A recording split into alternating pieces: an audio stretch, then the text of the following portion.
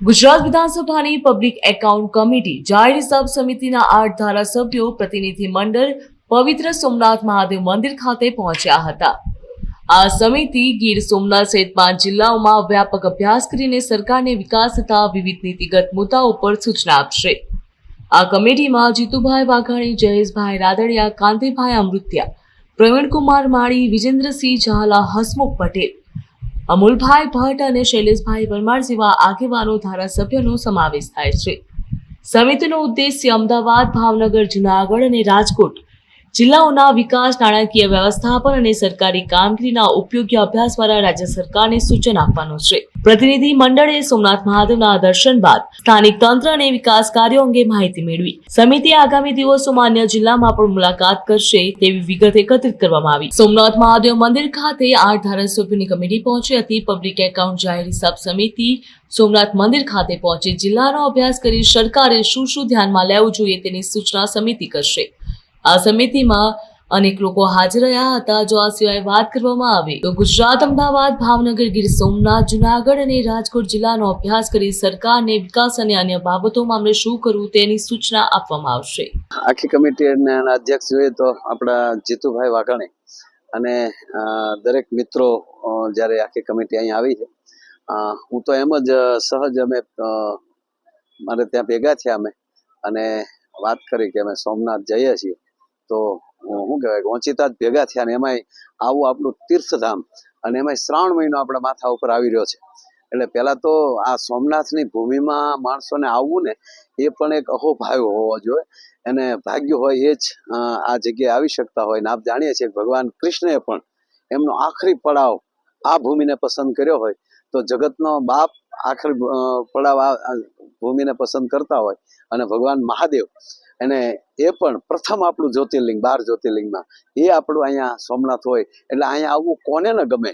રાજકીય ક્ષેત્રમાંથી કોઈ હોય અથવા જાહેર ક્ષેત્રમાંથી કોઈ પણ હોય એ દરેક આખર તો શિવના જ ચરણે બધા આવતા હોય છે એટલે આજે મને રાજીપો થયો કે હિસાબી સમિતિ આખી ગાંધીનગર વિધાનસભામાંથી અહીંયા આવે, ભગવાન સોમનાથના દર્શન કરે અને એ બધા મિત્રો સાથે મને પણ દર્શન કરવાનો અવસર મળે એટલે હું મારી જાતને ધન્ય અનુભવું છું। પબ્લિક એકાઉન્ટ કમિટી એટલે કે જાહેર હિસાબ સમિતિ વિધાનસભાની અભ્યાસ ટૂર માટે છેલ્લા 2 દિવસથી નીકળી છે। ધોલેરાસર, ભાવનગર, સીએનજી ટર્મિનલ, અલંગ, ગીર સોમનાથમાં પણ અભ્યાસ કરીને મીટિંગો કરીને અધિકારીઓ સાથે આજે ગીર સોમનાથ ના પણ અધિકારી શ્રી સાથે બેઠક કરવાના છીએ અને ભગવાનના ધામમાં આવ્યા છીએ ત્યારે સોમનાથ દાદાના સાનિધ્યમાં આવીને એમના દર્શન ન કરીએ એ તો કેવી રીતે આપણે વિચારી પણ શકીએ। માનની માયાભાઈ આહિર અમારી સમગ્ર ટીમ, અમુલભાઈ, ભાઈ શ્રી વીડી ઝાલા, ડોક્ટર હસમુખભાઈ, ભાઈ શ્રી હેમંતભાઈ, રાહુલજી, અર્જુનભાઈ મોઢવાડિયા, ભાઈ શ્રી પ્રવીણભાઈ, સૌ અધિકારીગણ પણ અમારી સાથે છે। આજે ભગવાનના દર્શન કર્યા છે, ભગવાનના ચરણોમાં પ્રાર્થના કરીએ। વસતે કુટુંબ કમની ભાવના સાથે નરેન્દ્રભાઈ કામ કરી રહ્યા છે ત્યારે આદરણીય મોદીજીના નેતૃત્વની અંદર આપણો દેશ એ વિશ્વગુરુ બને, ભગવાન આદરણીય નરેન્દ્રભાઈને વધારે શક્તિ આપે, સમગ્ર દેશ આપણે સૌને સહયોગ કરીને માનનીય ભૂપેન્દ્રભાઈના નેતૃત્વમાં ગુજરાત પણ વધારે ફૂલે ફાલે અને સૌને પોતિકાપણું લાગે, એકતાના દર્શન થાય, સદભાવનાના દર્શન થાય અને સૌનો સહિયારો વિકાસ એ થાય એવી દાદાના ચરણોમાં પ્રાર્થના કરી છે। જાહેર હિસાબ સમિતિએ ખૂબ અવલોકનો કર્યા છે। તમામ અહેવાલ માનનીય અધ્યક્ષ શ્રી શંકરભાઈ ચૌધરી અને ભૂપેન્દ્રભાઈ પટેલને પણ અમે આપવાના છીએ। રાજ્યના હિતમાં જાહેર હિસાબ સમિતિ એ નાણાકીય શિસ્ત જળવાય છે કેમ એમની તકેદારી રાખતો હોય છે, એમની તપાસ પણ કરતો હોય છે અને એ પહેલા સેટલ ડ્રોપ પણ કરતો હોય છે અને અમને આનંદ છે કે સમગ્ર ટીમ સાથે મળીને રાજ્યના વિકાસની અંદર આ કમિટી મહત્વપૂર્ણ યોગદાન આપી રહી છે। અમે 4 અહેવાલો પણ રજૂ કર્યા છે।